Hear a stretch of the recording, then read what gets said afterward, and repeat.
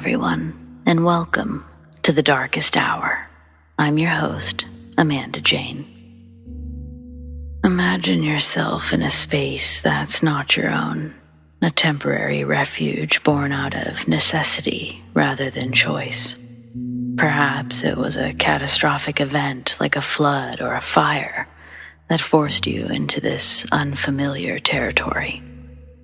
Though these spaces may not feel like home, hopefully they're comfortable to a degree.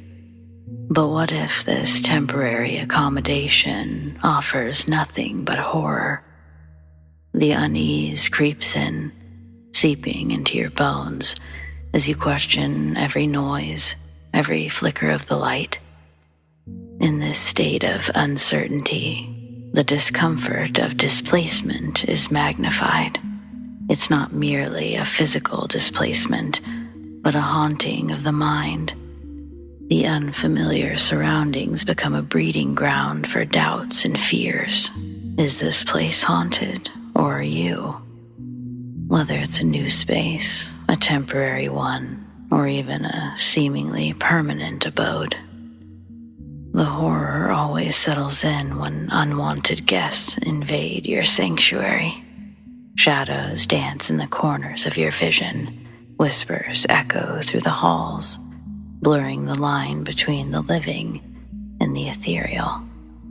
In this, you're left grappling with the unsettling truth that sometimes the greatest terror lies in the very space you call your own.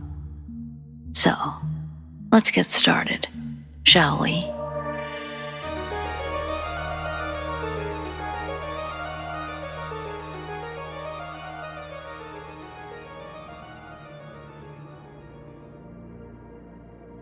So I'm a 27-year-old Uber driver, and of all the messed up stories I've collected over the last year, none of them have screwed with my head like with what happened last night. Once I got home, it took me hours to fall asleep. Then I dreamed about it, and now I'm writing about it. I always work nights on the weekends. I'm not in a big city, so if you want to actually make enough money to live on, that's when you have to do it. As usual, I spent most of my time driving drunk people around, but none of them were especially rowdy or loud. It was actually one of the easiest nights I've had. Then, at 4 a.m., I signed out of work and headed home. I was almost out of the city limits when I saw a distraught girl standing on the side of the road, sobbing with her hands over her face. It wasn't the safest place for her to be, especially alone. I had to check on her. I'm not a complete idiot. I know the scam where a woman tricks you into pulling over, but I would have never forgiven myself if I kept driving and something happened. As I pulled over, I reached under my seat and placed my gun within easy reach, just in case. And then I cracked the passenger window. She looked at me, and I could see her tears were genuine. Her eyes were red and puffy, snot poured from her nose, and her words were barely intelligible. All the while, I was looking in every direction, ready to hit the gas if anyone else appeared, but they didn't. She had a fight with her boyfriend who made her get out of the car a couple of miles back. That was how far she'd walked before she couldn't go any further. I offered to take her home, and once the door was open, I could see that she was wearing open-toed sandals with a yellow dress which was covered in mud. She even apologized for tracking mud into the car, but that was the last thing on my mind. Assuming that she had fallen on her walk, I didn't mention it.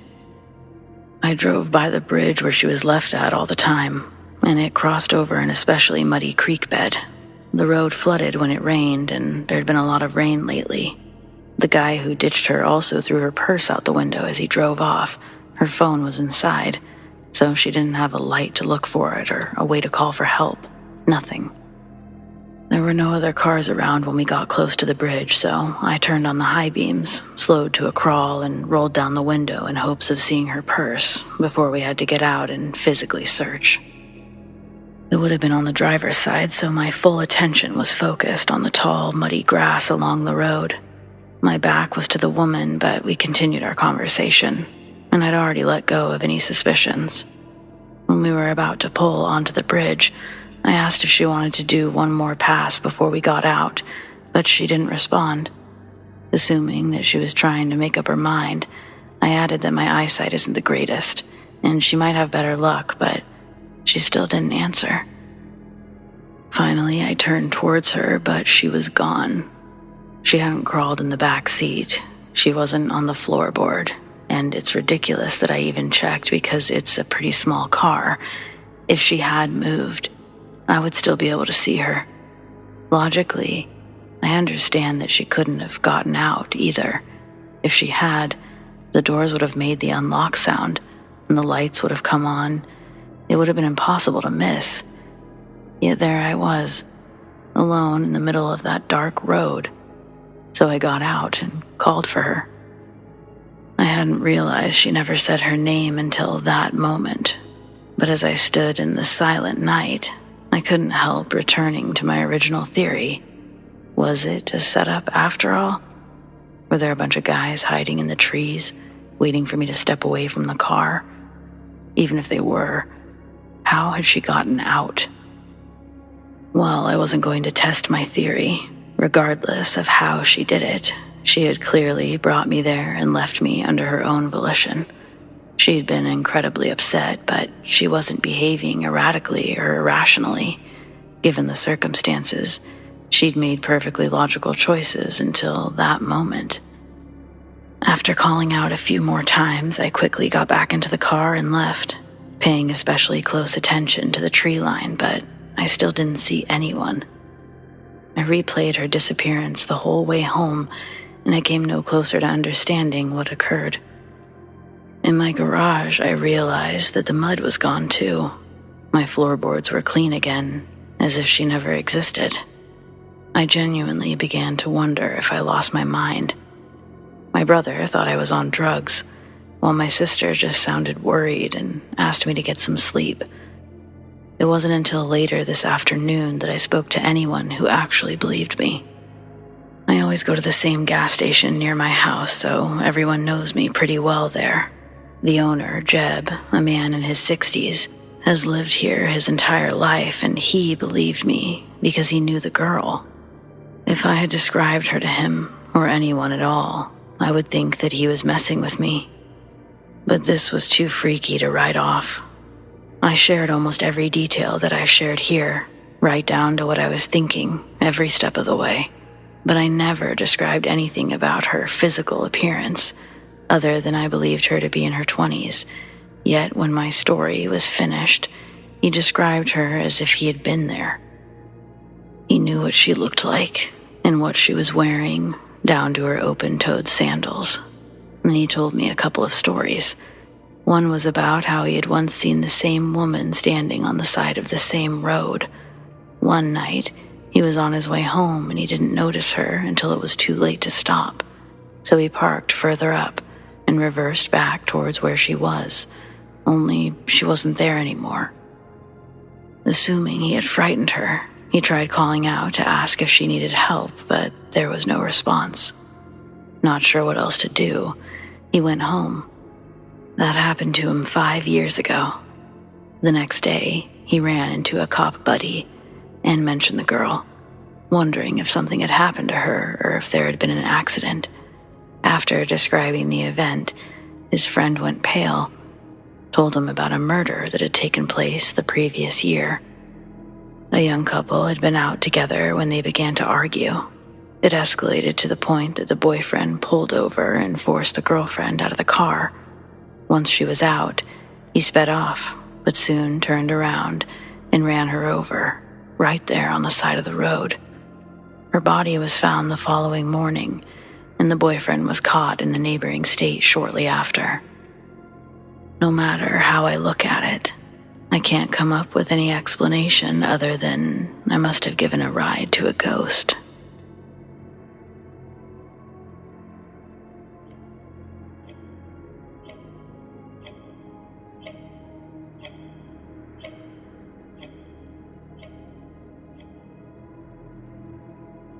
Parents out there, I guess I'm looking for a little advice.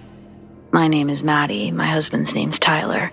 We're new parents, and our beautiful baby girl was born May 5th, 2023. Her name is Kinsley. She was born right on her due date, 7 pounds, 3 ounces. Her pediatrician says that she's in perfect health. If this was a health-related issue, I promise I wouldn't be asking for this kind of advice. But I guess my question for you, seasoned parents, is more of, is this normal for an 8-month-old? I originally thought she had something wrong with her vision because when me and Tyler would pick her up, she started doing this thing where her eyes wouldn't focus on us. It's like she's staring just past us. Then she gets a real scared look on her face before she starts crying. This doesn't happen every time we pick her up, though. But when it happens, Kinsley's dead set on staring at whatever her eyes are following. And in these moments, it's not us. Tyler and I would try to block her vision with our heads or put ourselves in her line of sight, but she'd start getting squirmy and really cranky, moving her neck around, trying to see past us. I did my own little eye exam, even though her pediatrician says her eyes are perfectly fine. But while she was laying in her crib, I held her stuffed bear above her head, and she was able to follow each direction I moved it. She also started getting the idea of crawling yesterday, and she did the same thing. I was sitting on the floor in the playroom. She was a few feet away, and I was patting on the carpet, making silly noises, encouraging her to crawl towards me. She's smiling. I'm smiling. She starts getting into the crawl position, and I keep patting the carpet. Then she does a weird shake like something startled her. Her head turns, and while she still maintains her crawl position, her eyes and attention are now fixated on the corner of the room. I keep patting the carpet and start softly calling her name, but nothing can get her out of this weird frozen baby trance. Even clapping my hands didn't make her flinch. At one point, her face does this thing. It starts to contort, and it's horrifying to see my baby so afraid or upset by something that I finally just get up and walk over to her, and like clockwork, crying starts.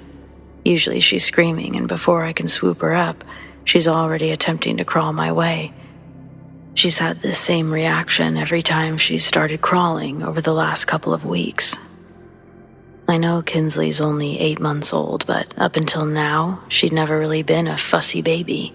She barely cried when we took her home from the hospital. That's why this sudden uptick in behavior is so alarming. Being a paranoid first-time parent, I've been taking notes for the pediatrician, but I'm embarrassed to bring her these findings when what I've compiled is basically what I've stated here. Her frozen moments of terror, they're frequent, at least once a day for the last 2 weeks. They're not long. None of these episodes have happened in public, only here, and they mostly all occur in the playroom. There's literally no other symptoms of this, but I don't know what could be going on. I'm honestly just trying to keep my own sanity right now, and I'm trying to find anything logical that we can grab a hold of. Tyler's convinced there's a ghost in the house. He's going off the deep end with Kinsley, especially because Kinsley seems afraid. I don't know if men can feel postpartum, but every time Kinsley has an episode, Tyler gets filled with rage and starts yelling that this is God's house. I think he's feeling like I am. We're both lost as to how we can help our baby. It's like I don't know how to turn his deductive reasoning into something that's not paranormal. I will admit, when we first moved into our home, it was probably the most stressful couple of months that we'd experienced together, until now. Kinsley had just been born then when a neighboring unit of our apartment complex had a fire. Our unit wasn't touched, but our whole floor had to be moved into temporary housing. We were placed in a duplex a few miles away, and that's where we are now. It's where we've been for months, and it's really starting to get to all of us. Tyler hates it here, and this Kinsley conspiracy is only fueling his fire. Last night, he'd shaken me awake. When I turned over to see what he wanted, Tyler was sitting upright in bed, and the baby monitor pressed up against his ear, telling me that he kept hearing whispers coming from Kinsley's room. I wasn't able to hear it, but Tyler swore that that's what he'd heard. While we were sitting in silence listening to the monitor, it makes a few glitchy buzz noises that Tyler thinks they're ghosts messing with the transmitters. I suggested we change the batteries before jumping to conclusions. To make it worse, that's when we hear a sharp, loud, almost feedback noise, followed by Kinsley's shrieking. Tyler was up and wheeling her crib into our room, and that's where she'll be sleeping until we figure this out. We literally just got her sleeping on her own. I'm afraid this will set her back in growth, but what else can we do? There's a lot going on, and I'm overwhelmed, but I keep telling myself, at least this isn't our home. Our home may be smaller, but it sure didn't feel like this. I don't expect someone to come here and solve all my problems, but if you have any advice on any of my list of quarrels, I'd sure appreciate it. Maybe this space is tainted somehow. If that's the case, what can we do to get it to leave our daughter alone?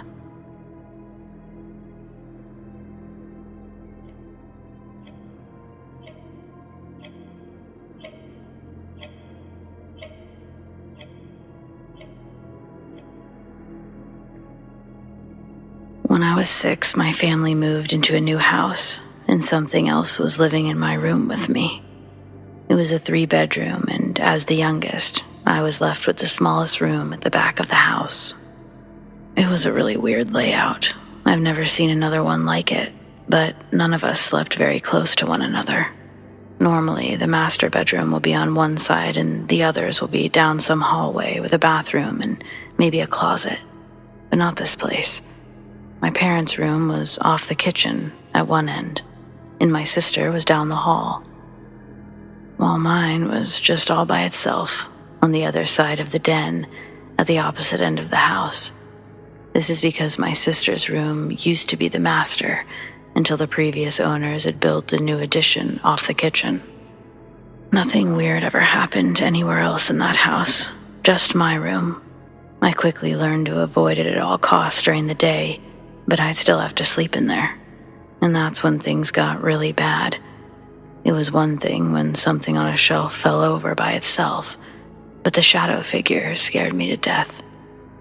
In the corner, there was an old spinning green chair, like a small recliner that didn't recline. It made a certain sound when someone sat or spun around, and I heard it on the very first night. I was already having trouble staying asleep, just because it was a new place, but I would drift in and out.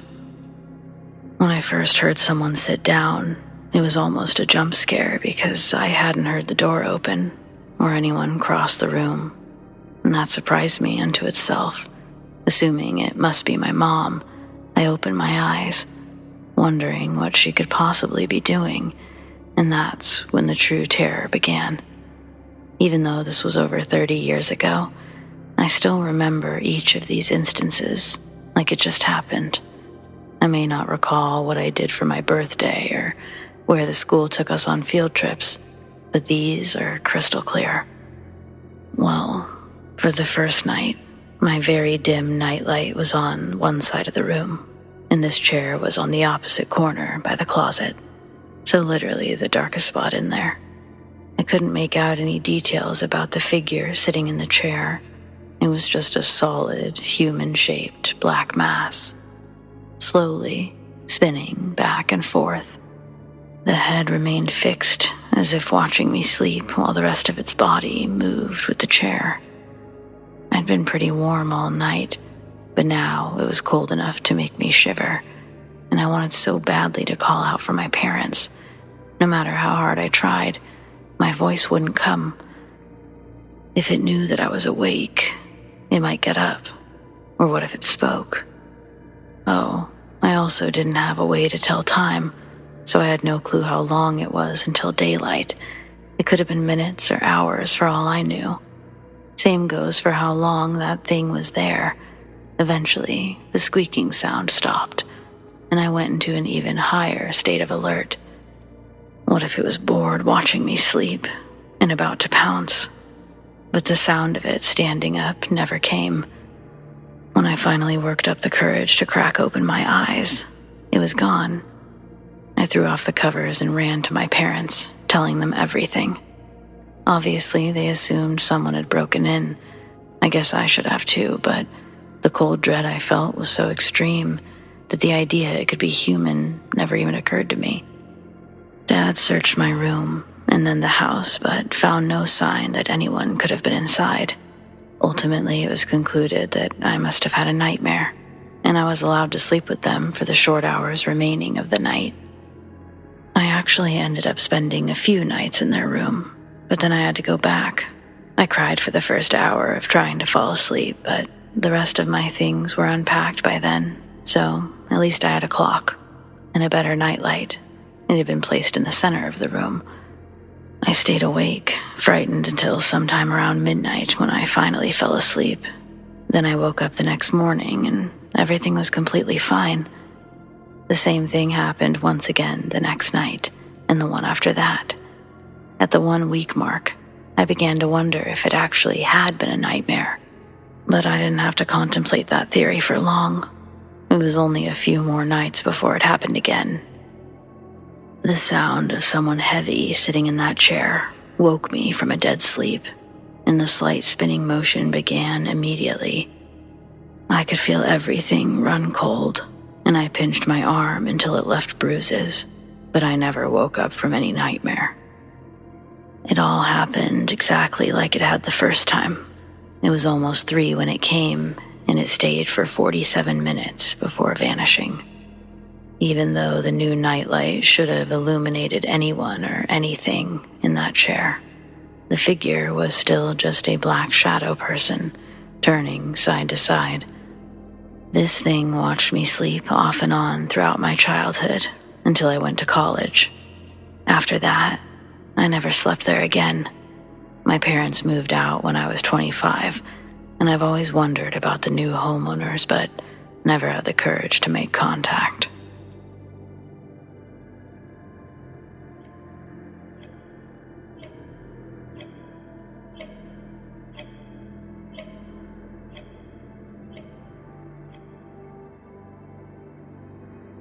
I've been a part-time Uber driver for almost 3 years now, and for the most part, you learn to shrug off the crazies.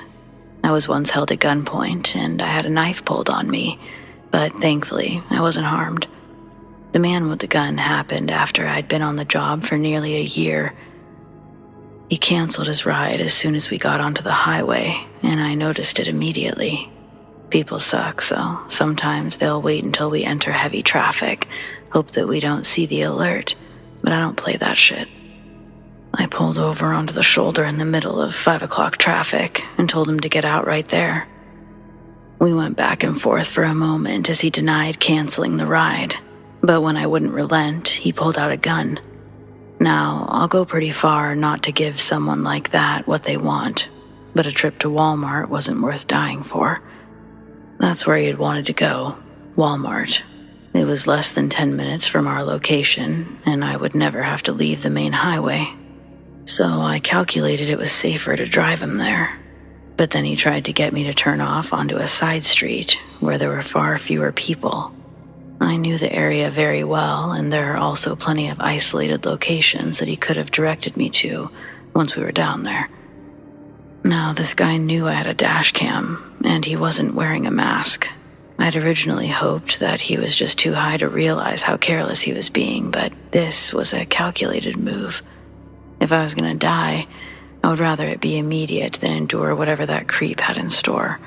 So I slowed down, like I was preparing to turn, and I stopped in the middle of the busy highway instead.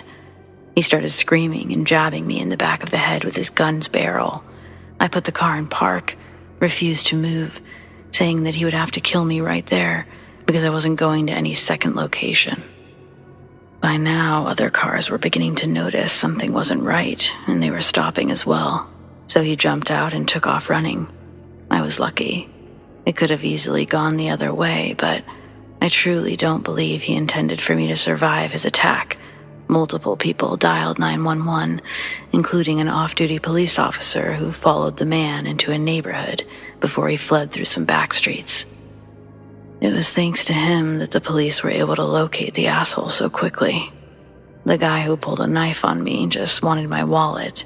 This was actually just a few months ago. but I had long ago learned not to carry anything but my ID and phone, which he was also dumb enough to take and leave it on, so police quickly located him with Find My Phone. As horrifying as these instances were, they were almost to be expected. I went into this knowing that those things could happen, but the ones that I'm about to share, no one prepared me for these. No one ever told me that some people were trying to replace ambulances with Ubers. I can't afford the luxury of an ambulance either, but I would never trick a stranger into taking me to a hospital. It was only my second week on the job when I was sent to pick up an elderly woman for a doctor's appointment. I was put at ease by her. It had been a long day. I had just dropped off a man who had been creeping me out his entire 30-minute ride. But here was this sweet old lady with a walker. I helped her in and she thanked me politely. But she appeared kind of disoriented and just overall didn't seem to feel well. I made polite conversation at first, asking how she was, the usual, but her answers were rather short, so I stopped. That's fine. Some people like to chat and some don't. I usually just test the waters and follow suit. Now, her doctor's office was inside the hospital, so that's where we were going. But about 15 minutes into the ride, she tried to say something that came out really jumbled. Glancing into the rearview mirror, I started to ask her to repeat herself when I noticed half of her face had completely drooped. She was having a stroke, and I was terrified. I called 911 and explained everything while I was still en route to the hospital. At first, I was thinking, wow, what are the odds that this happens on her way to a doctor's appointment? But I later learned that was a lie. She knew something was wrong, but she couldn't afford to call an ambulance, so she tried Uber instead. Luckily, that instance turned out okay in the end. The woman survived. The same wouldn't hold true for the next one, though. Maybe 6 or 7 months later, I picked up a man for a quick trip to his daughter's house. When he first got into the car, I was a little concerned because he seemed very out of breath. But he was old, so I figured that was normal for him. The location was only 10 minutes away, so I wasn't too worried. But the second I tried to turn onto the highway, he clutched his chest and began complaining of chest pains, saying he needs to go to the hospital now. His daughter later admitted that he was having those pains for quite some time before he asked her to meet him at the hospital, but she didn't realize he was ordering an Uber. Anyways, I panicked. I had no clue what to do or if he was faking it or what, but I couldn't risk it. What if he died while I was sitting there trying to figure out what to do? So I rushed to the hospital. He got very quiet when we were still at a good 10 minutes away, and that really scared me. Then I began to smell something so awful. He died before we arrived. That's how I learned that our bowels release when we pass away. The ordeal may have been one of the worst days of my life. I felt guilty for the longest time, like it was somehow my fault. And no one cleans that kind of mess for you, so I had to do it myself. Yeah, overall, I can't wait to reach a point where I don't have to do this anymore.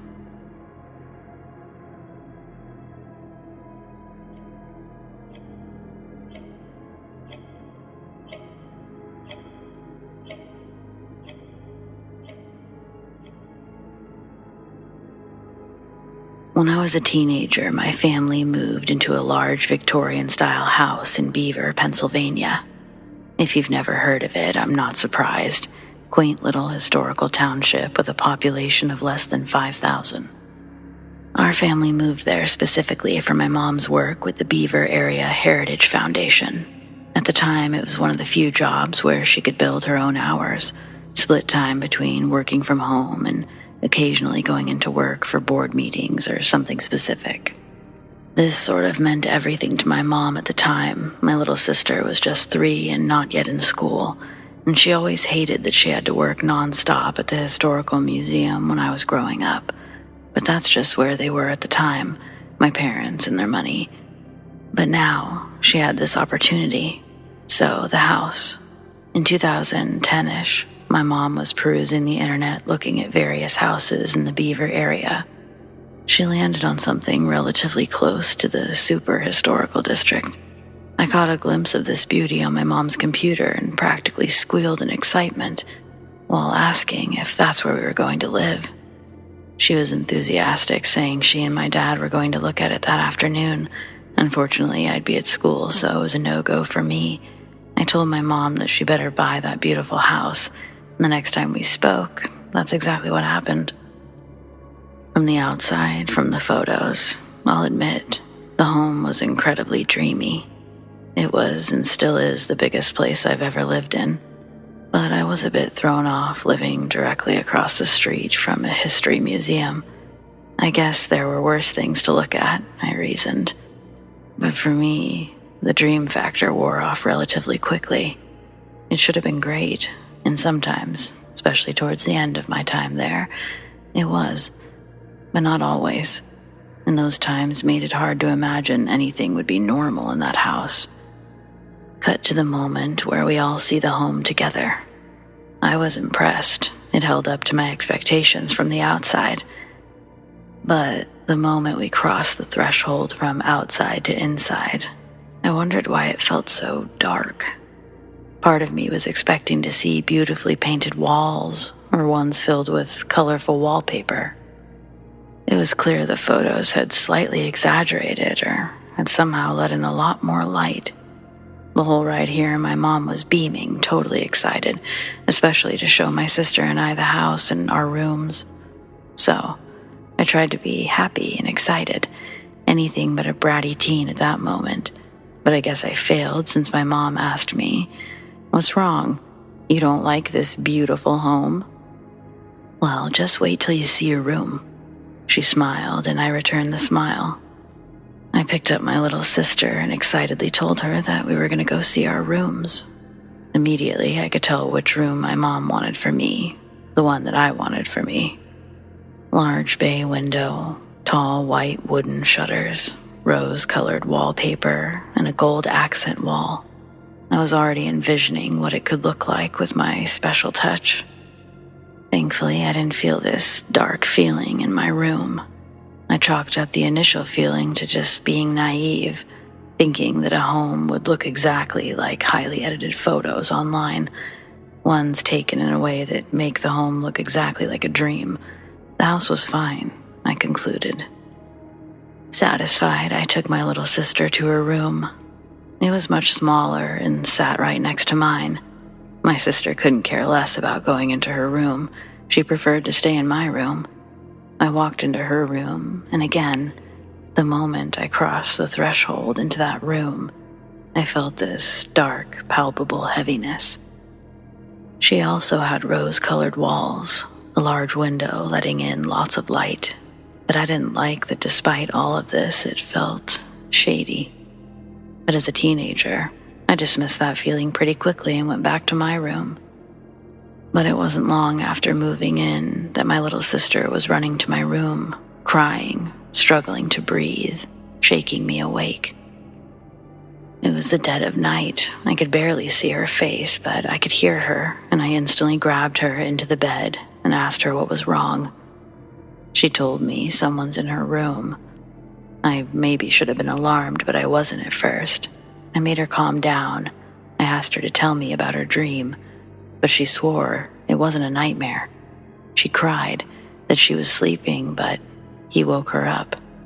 Suddenly, it dawns on me that we are in a new house, and it's entirely possible someone's in her room. I grabbed my sister and quietly ran to my parents' room to wake them up. I was talking in almost a whisper as I told my parents what was going on. Now, we were all freaked out, but my dad grabs his gun and tells us to stay inside the room. While my mom's hugging my sister, she says quietly that she doesn't think Daddy's gun is going to help. That's when we learned that the man in my sister's room was really a large, dark shadow of a man. Describing him, she said he was see-through. I looked at my mom like, right, bad dream? My dad comes back in the room soon after and declares that no one's in the room, or any of the rooms for that matter. All the doors and windows are locked. So we all put my sister back to bed, my bed, for the record, and then I was silently blamed in the hallway for exposing my sister to scary movies, causing her to have nightmares. For a moment, I decided that I was going to sleep in my sister's bedroom. If she was going to take my room, I was going to take hers. And that's when I remembered the feeling, not before, but as soon as I crossed that threshold. Heaviness. I instantly felt for my little sister. Sure, there was no shadow people in here, but why did it feel so weird in this room? Surely she had to feel that too. And my parents? I don't know. But I went back to my room and I slept through the night. However, that sleeping through the night thing would become rare. I'd end up switching rooms with my little sister. Well, almost. I didn't want to. She was clearly so disturbed, though, and spending more time in my bedroom anyway, it just made sense. My parents incentivized the deal by giving me permission to drive their car on the weekends. But after seeing how excited my sister was to move rooms, I was practically sold anyway. But I allowed them to bribe me. During the move, my dad said that he kept hearing something interesting. Then, my mom, too. Scratching noises all throughout the room. My dad says that he needs to work on eliminating any possible pests before they make the move. At first I was so confused, like, what kinds of pests? Rats? Bugs? Maybe it's just the sound of you moving around. I don't want to move into an infested room, though. Then he tells me that he's heard these in the walls before. While he was installing my sister's bed, when we moved in, he thought he'd heard scratching in the walls. He searched around, but he didn't find any sign of actual pests. No feces, nothing suspicious in the basement or the attic. But he tells me that he never officially checked the walls, and that it could be something messing with the electrical in that room. Over the next few months, things got strange. I was back to sharing a room with my little sister, but that wasn't the strange part. My dad had various people in and out for the inspections, and eventually he decided that he wanted to replace the drywall in that room. He was still hearing the scratching, my mom too. So construction on my new room started, and during that time, things got even worse. Even the nights where we weren't talking about experiencing things, we all were. Now, what my parents heard was scratching. I heard whispering. There were multiple nights when I would be awake, assuming that I was the last one up in the house. But then I'd hear this whispering coming from the other side of the wall. I would press my ear against the wall just to confirm what I was hearing.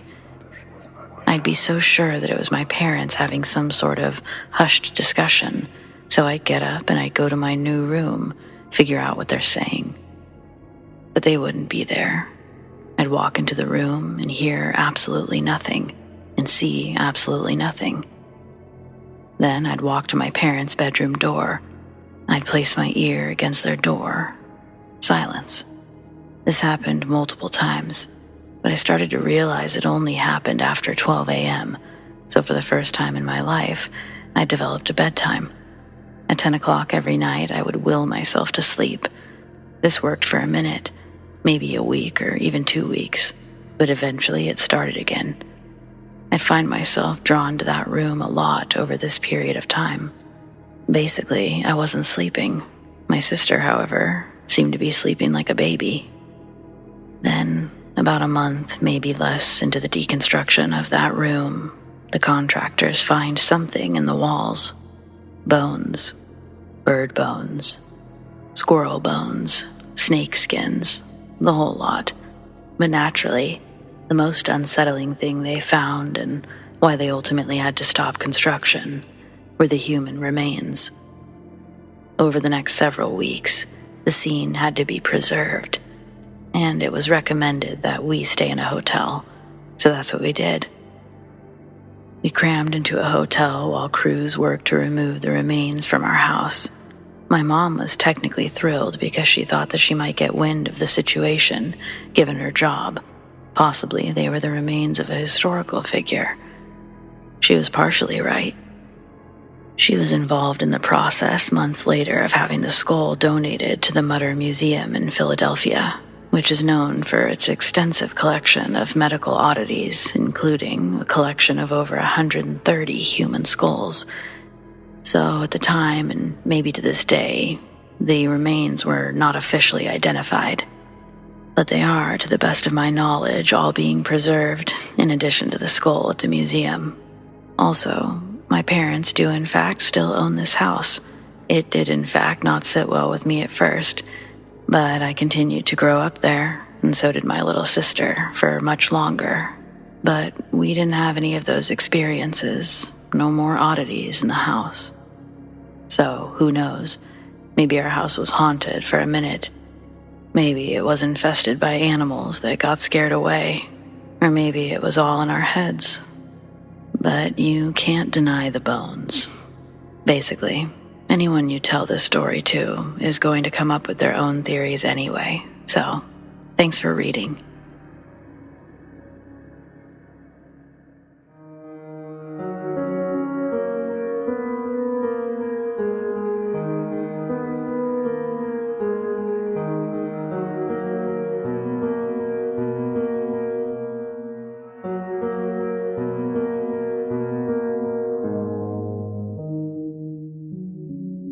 Well, friends, it appears we've reached the end of tonight's episode.